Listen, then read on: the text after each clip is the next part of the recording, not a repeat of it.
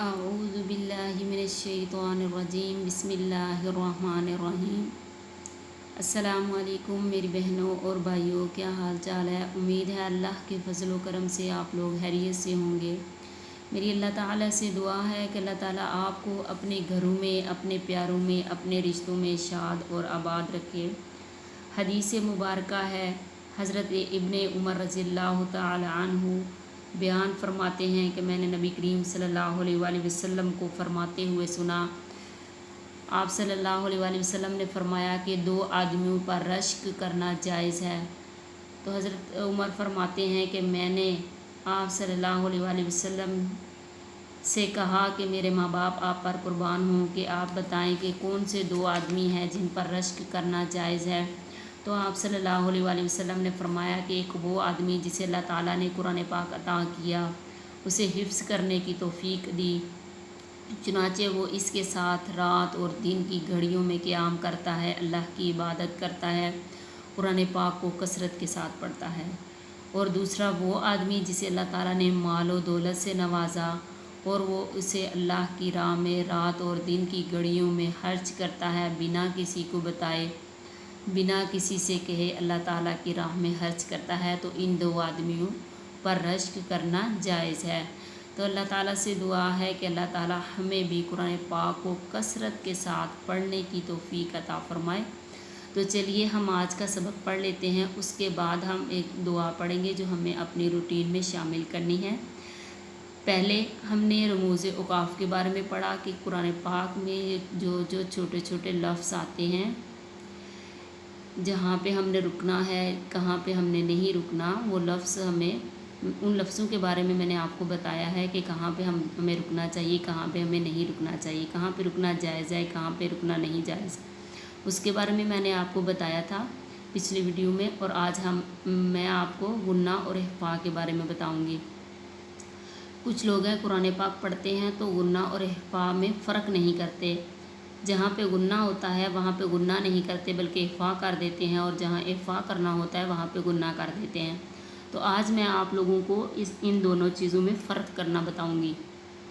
सबसे पहले है गुन्ना। गुन्ना किसको कहते हैं? नून मुशद्दद और मीम मुशद्दद को। और गुन्ना का मतलब क्या है? नाक के बांसे से जो आवाज़ निकलती है उसको गुन्ना कहते हैं। नाक के बांसे से जो आवाज़ निकलती है उसको गुन्ना कहते हैं। जैसे लफ्ज़ है नून मुशद्दद, तो हमने इसको कैसे पढ़ना है? इन्नल्लाह, इन्नल्लाह। इसी तरह मीम है तो उसको हम कैसे पढ़ेंगे? व मिम्मा रज़क़नाहुम, व मिम्मा रज़क़नाहुम। यानी जब नून मुशद्दद अदा होगी तो वो नाक के बांसे से अदा होगी, तो दो नून मुशद्दद को अदा करते वक्त ज़ुबान का जो सिरा है वो तालु के साथ लगेगा। लेकिन जब हम मीम मुशद्दद को अदा करेंगे उस वक़्त हमारे दोनों होंठ मिलेंगे तो मीम मुशद्दद अदा होगी। उससे अगला लफ्ज़ है इख्फ़ा। इख्फ़ा किसको कहते हैं? नून साकिन और तनवीन को। नून साकिन और तनवीन की आवाज़ को छुपाने को इख्फ़ा बोलते हैं। जैसे नून साकिन है तो इसको हम नून साकिन या तनवीन, यानी इन दोनों के बाद अगर इख्फ़ा में से 15 हरूफ हैं इख्फ़ा के, अगर 15 हरूफ इख्फ़ा के हैं जो उनमें से कोई एक लफ्ज़ भी आ जाएगा नून साकिन और तनवीन के बाद, तो उस वक़्त हम आवाज़ को नाक में छुपाएंगे। जैसे नून साकिन को अदा करेंगे तो कैसे करेंगे? नून साकिन के बाद अगर ता आ जाती है तो हम उसे कैसे पढ़ेंगे? अंता, अंता।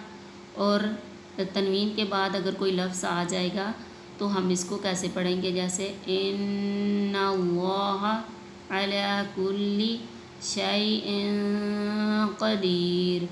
जैसे शैइन के जो हमज़ा है उसके नीचे तनवीन है, यानी दो ज़ेरे हैं, तो उससे अगला लफ्ज़ क़ाफ़ है, तो क़ाफ़ जो है वो हुरूफ़ इख्फ़ा में से है, तो यहाँ पे हम इख्फ़ा करेंगे। शैइन क़दीर नहीं पढ़ेंगे बल्कि क्या पढ़ेंगे? शैइन क़दीर।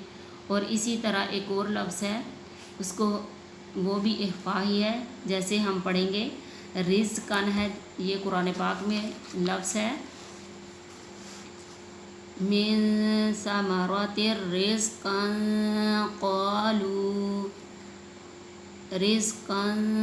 क़ालू। यहाँ पे भी तनवीन, दो ज़बर तनवीन है तो उससे अगला लफ्ज़ क़ाफ है, तो यहाँ पे भी हम इफ़ा करेंगे, रिज़्क़न क़ालू। तो ये है इफ़ा करने का तरीका। तो इफ़ा के 15 हरूफ हैं, उसके बारे में कल मैं आपको डिटेल के साथ बताऊंगी। मेरा आज का सबक यहीं तक है। उसके बाद हम एक दुआ पढ़ लेंगे जो हमें अपनी रूटीन में शामिल करनी है, और वो कौन सी दुआ है।